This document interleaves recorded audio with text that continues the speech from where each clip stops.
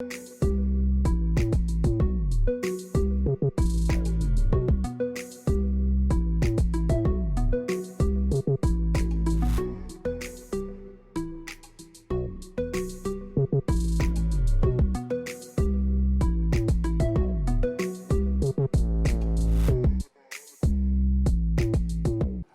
family returns home from the Bahamas and discussions held on the Guyana and Suriname ferry service.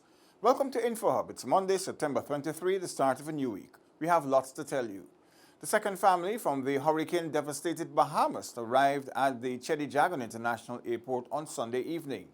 Minister of Citizenship, the Honorable Winston Felix, was at the airport to receive the Guyanese family, and InfoHub was there to bring you the details. Arriving at approximately 2200 hours, the Cooper's family includes Vanessa Tate, her reputed husband Stevie Cooper Sr., and their three children Stevie Cooper Jr., Stephen Cooper, and Steve Cooper. The family resided in Abaco, Bahamas. With the kind courtesy of the Caribbean airline, seats were made available for the family. Minister of Citizenship, the Honorable Winston Felix, stated that the family is one out of the scores who have indicated their interest of coming to Guyana. This family of five, a reputed husband and wife and three children, are the ones who decided that they wanted to return to Guyana. The other issues with respect to citizenship issues would be sorted out. As you're aware, the husband is a Bahamian and the children are born to a Guyanese mother outside of Guyana. So these are issues which we would have to walk them through the process to regularization. Minister Felix reiterated that the government is prepared to welcome and assist every Guyanese who are victims of the recent Hurricane Dorian upon their arrival back to their home soil. Meanwhile, Vanessa Tate described her experience as horrible. It's nothing that no one wants to actually live through. Like, speaking about it, you'll get an impression, but actually going through it, it's an absolute difference. It's a reality. Like, it's scary. We know people that became not just friends, but I would call family. Bahamians that actually entire families died. Our house, the entire roof came off. So it's like living out of a scary movie. It's like literally going through a scary movie. On September 15, the Grimmons family was the first to arrive home following the devastating ordeal. Minister Felix has since indicated that two other Guyanese are scheduled to arrive next Sunday. For InfoHub, I am Kellon Rover. His Excellency President David Granger this morning attended the 178th anniversary celebration of Queenstown Village on the Essequibo coast. In his address, the head of state emphasized that education is essential to development at the national, regional, neighborhood, and village levels. The president said, quote, "Education was one of the pillars upon which the community of Queenstown was established. The others are the family, the farm or workplace, and the church. If one of these pillars fails, the village would fail," end of quote. Join us tomorrow for a more detailed report on this story. MV Kanawaima is a step closer to plying the waterways once more as delegations from Guyana and Suriname met on Monday to iron out the operational modalities. Following talks on Monday, both Guyana and Suriname have agreed to restore the Guyana-Suriname ferry service. Minister of Public Infrastructure David Patterson told InfoHub that temporarily the MV Sandaka will perform the task as the MV Kanawaima is scheduled for repairs after experiencing mechanical problems some months ago and remains docked today. The ferry will resume from September the 26th at 9 a.m. The ferry that will be resuming is the MV Sandaka, which is Guyana flagged.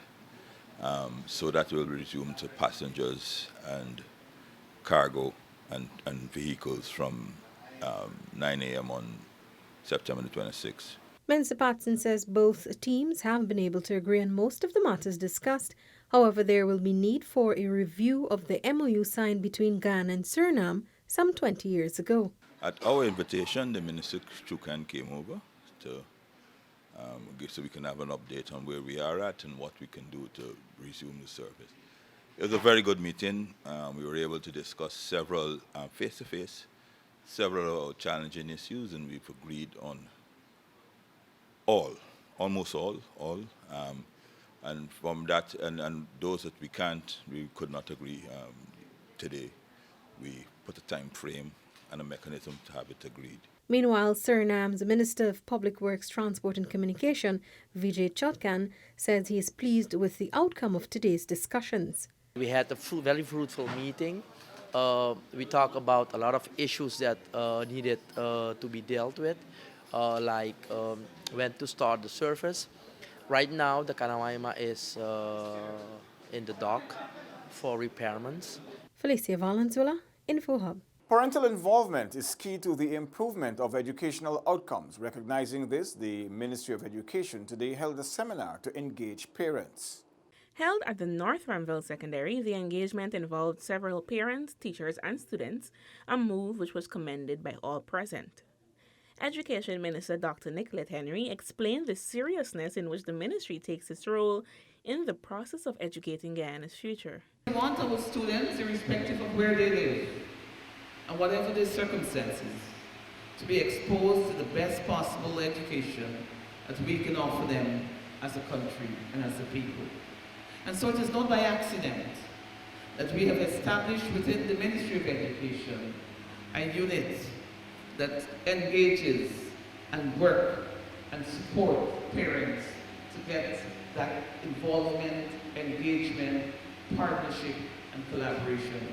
Chief Education Officer Dr. Marcel Hudson underscored the ministry's commitment to engaging parents as the ministry works to ensure higher educational standards. This seminar could not have come at a better time, since we in the Ministry of Education, we are keen on transforming the sector and producing students that are of quality and in keeping with the SDG 4 agenda, which speaks to quality, equity, inclusivity, and lifelong learning. Also engaging the parents was National PTA Coordinator Nadia Hollingsworth and Senior Guidance and Counseling Officer Vikram Mohabir, who both emphasized the importance of having all persons involved in the education of a child. This comes as the government continues its move to provide a good life for all Guyanese through education. Natisha Isaacs for InfoHub. More confidence in the economy as Finance Minister, the Honorable Winston Jordan, visited the $147 million Genuquip facility. The spanking new facility at S15 Plantation, Houston, East Bank, Demerara, provides services in the agriculture, mining, and most recently the oil and gas industries. Finance Minister, the Honorable Winston Jordan, along with Minister of Natural Resources Raphael Trotman, and Minister of Business Himraj Rajkumar, today toured the new facility. Again, it shows the expression of confidence in the economy that they could have built a torn property like this and so extensive. And happily, there are two of the top sectors in Guyana, mining and agriculture. The investment saw the transfer of the general equipment to the $417 million facility. It provides a space for operation training in the various sectors. Operations Manager Shelty Van Dyke said that the company has incorporated an energy-efficient system to the building.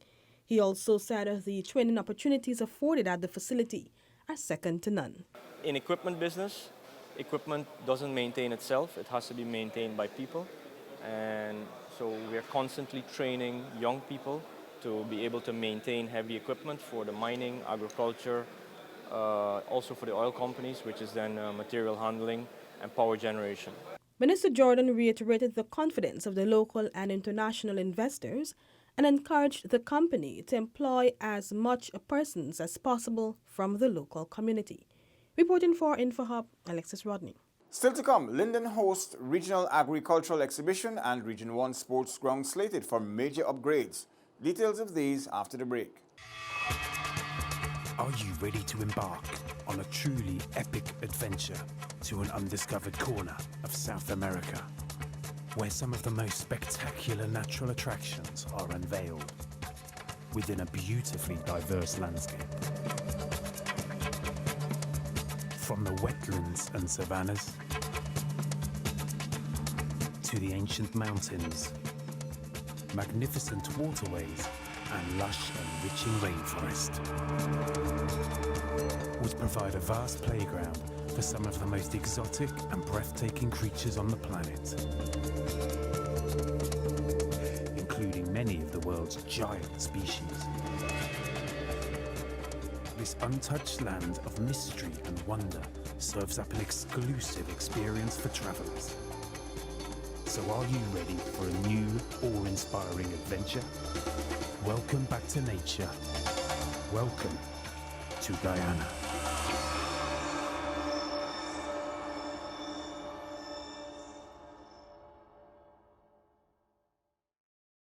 Thanks for staying with us. As Linden continues to align itself as an agricultural force, farmers utilized the Rural Agricultural and Commercial Exhibition to showcase what they have to offer to the public and business community.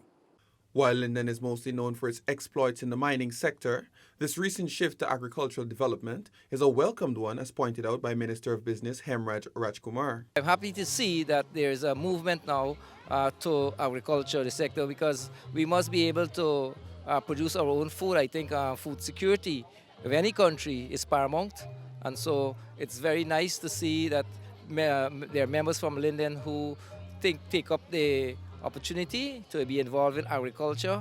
And of course, as I went around, I saw several products value added in proper packaging. Added to the sleek packaging of the value-added products, there were some farmers with impressive products like Gordon Newton, who gave us the secret to getting his massive eddos. Well, my technique planting these eddos and getting them at these enormous sizes, allowing the water to pass through the eddos for the first 4 months, because of course the eddos is a 5-6 month crop, and at the after the 4th month, with the water passing through, I withdraw the water from them and leave them to get the dry land, which includes sunlight and proper drainage and irrigation, and this is how they develop that enormous size. In her closing remarks, Honorable Minister within the Ministry of Agriculture, Valerie Adams-Yearwood, outlined the impact of race on the growth of local businesses. So race is an event that allows us to recognize, appreciate, and celebrate our local businesses within the region, while providing a platform for them to better market themselves. The exhibition also serves as a means to encourage our people to buy local products, support our small and striving businesses, and to eat local. The Port Kaitumo, Maruka, and Mabaruma community grounds in Region 1 will benefit from major upgrades as part of the Jubilee project in 2020. The $35 million project will be executed by the National Sports Commission under the Department of Social Cohesion.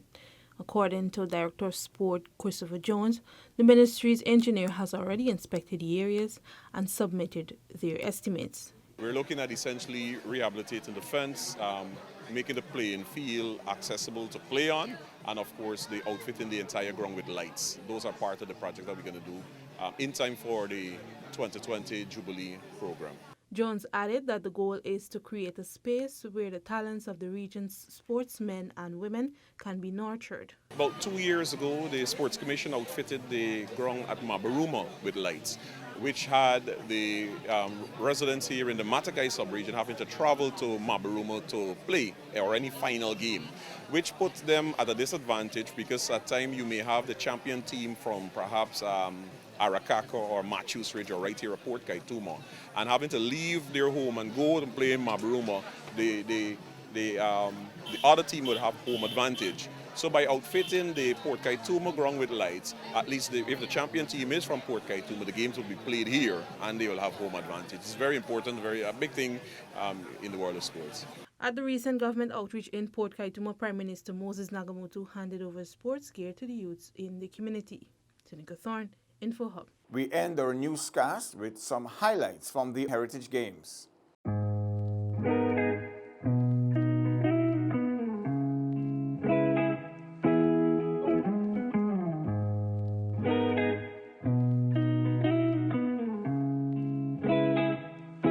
Before we close, here's a reminder to tune in to The Voice of Guyana at 11 hours on Tuesday, September 24, when the Minister of Youth Affairs, the Honorable Simona Brooms, will be on the radio program Insight. That's all for today. Connect with us on WhatsApp, Facebook, and YouTube. Much more news is on our website, dpi.gov.gy, and pop over to Instagram for the latest photo updates at DPI Guyana. Your bridge and weather reports are up next. Goodbye for now.